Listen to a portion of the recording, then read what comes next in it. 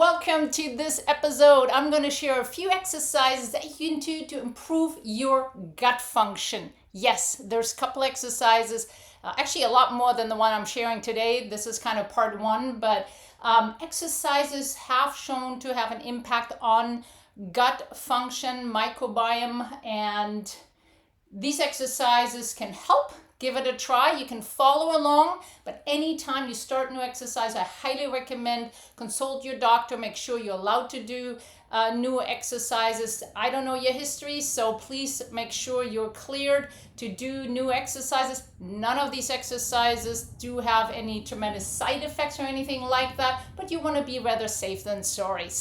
But you can follow along. And these can be done the whole sequence, or you can do part of it, however you like. Some of these can also be seated. Some you might want to be standing. And I'll point out a couple of things. There's one exercise I do want you to be careful with because of lightheadedness. So we'll go into that. But welcome. I'm Heike Fallon. I'm a personal high performance coach.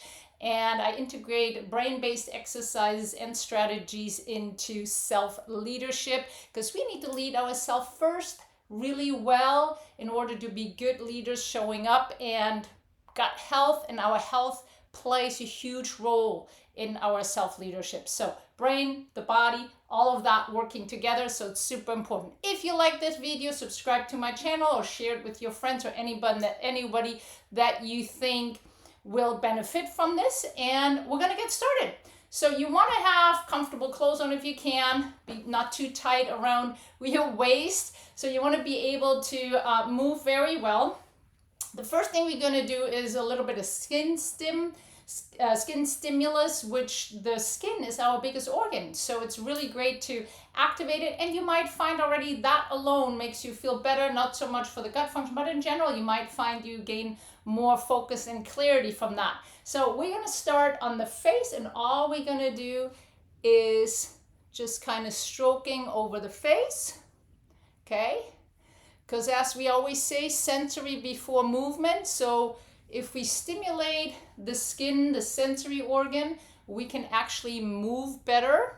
So I want to really get here because that's where some big lymph ducts are, and the lymph system plays a huge role in gut function. Good. Gonna go down the arm and up the arm and the other arm. Good. The chest.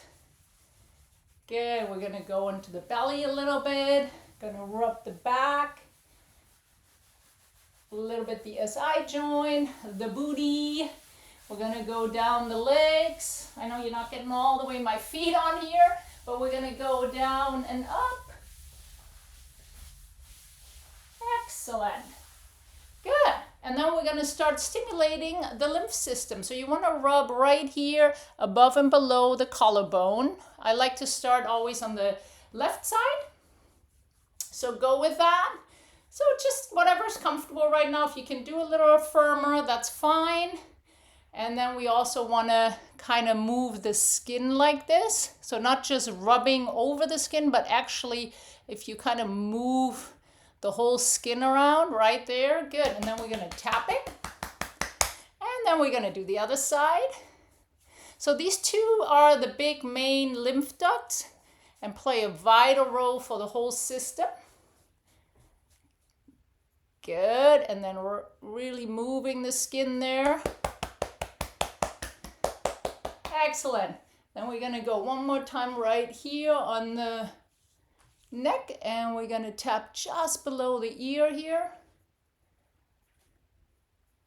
Excellent. Then we're going to go on the sternum. Just rub it right here. Good. I'm going to go under the armpit. And we're going to tap that too. You can smack that a little harder. Good. On the other side. So you see I have going like this, and we're going to tap that. Good. And then we're going to go down the arm. You want to hear that smacking. Going to go up the arm. Good. And you wonder, well, we are only doing the arms right now, but it all is connected, right? Good. So one more time right here. And then we're going to get on the belly. So we're going to rub the belly. And we can lightly tap it. Don't do too hard. Good. And then we'll want to go in the groin area. Good. And tap that too. And then you can see me, I'm going to go behind the knees. And I'm going to tap that too. Right here. So right there, that's a great way to activate the skin. So skin stimulus as well as the lymphatic system. Huge player when it comes down to digestion. Lymphatic system is transporting nutrients, waste products, all that. So we need to keep the pipes open, so to speak, and that will help our gut function as well and digestion for sure. Another really good way to activate the lymphatic system is movement. So any movement. So if you go out for a walk, moving, particularly up and down movement are great. So that's what we're going to do right now. We're just doing a little bouncing. So you could jump if you want to. I'm going to just go for a little bouncing right now.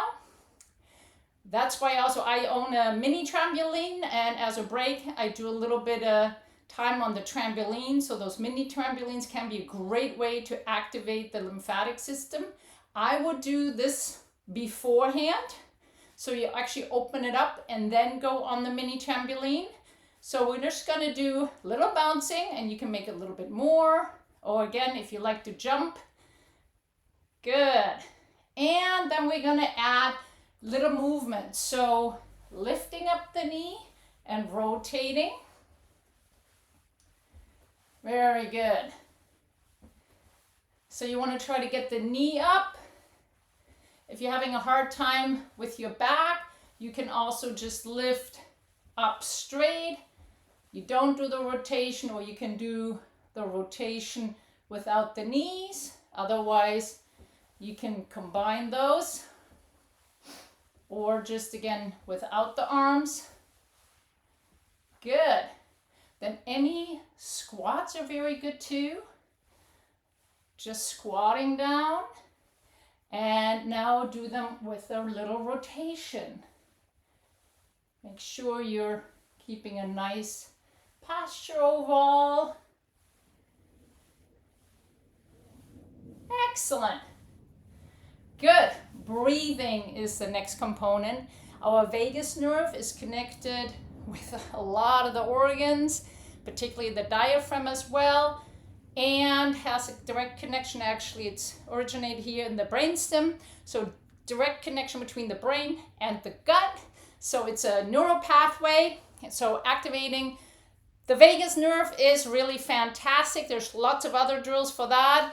But here I want to just do the breathing, and particularly breathing with your diaphragm. So what you want to do when you're breathing with the diaphragm, that sits kind of here like a dome shape, okay? So we want to feel movement right here all the way around. So it's not just belly breathing in the front, but it's, you want to go, I call it more the 3D breathing, all the way around, want to expand, okay? So just rub this, again, sensory for movement, so it helps it a little bit. And then the key here is to keep the shoulders relaxed. So when you're breathing, you don't want to go up here, right? Then you're breathing a lot up here, but you really want to breathe right here with the diaphragm, right? So the way this works, we're going to inhale through the nose. See how this expands, and then exhale. And inhale. So feel your hands moving. So if you have a hard time holding it like this because of shoulder issues, you can have your hands like this. Or you use like a workout band or scarf or something around here. But you want to definitely make sure you're expanding right through all directions. So let's do about 6 of those.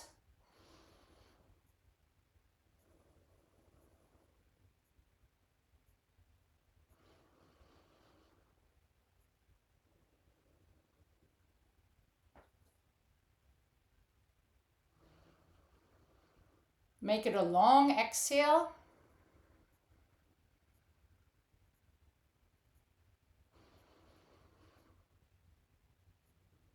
And again, watch your shoulders. We don't want the shoulders to come up when you inhale. So shoulders stay down and it's really in here.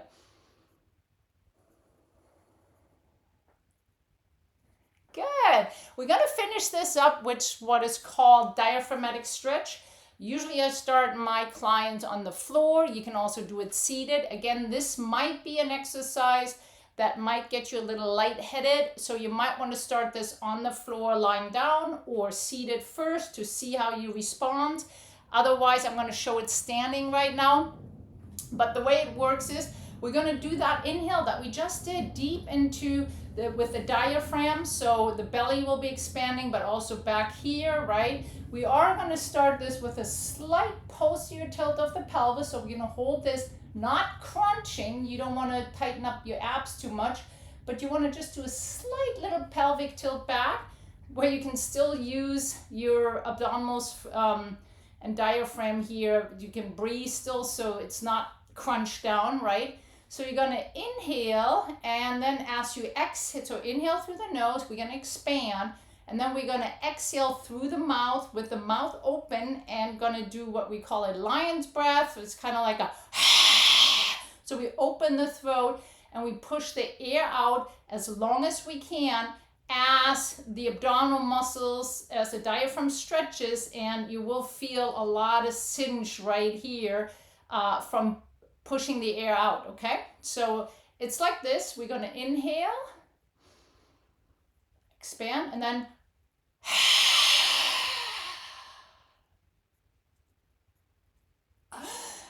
until you can't get more breath. So let's do it one more time. Be careful not to, when you tilt it here, that you're not just doing this.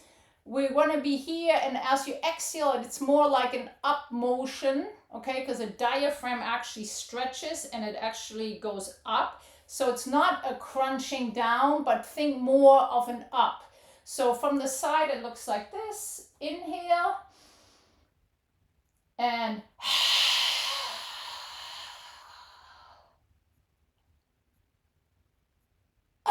so you see, it went up and in here. I did not crunch more. Again, much easier to start on the floor, lying down, bend your knees, and make sure you got that little pelvic tilt. And that really, that pressure change and compression of the organs, particularly the gut parts, is really a great way to activate more blood flow, more stimulus in this area. These are just a few exercises. There's a lot more you can do, but I hope this was helpful, and start doing some of these exercises every day.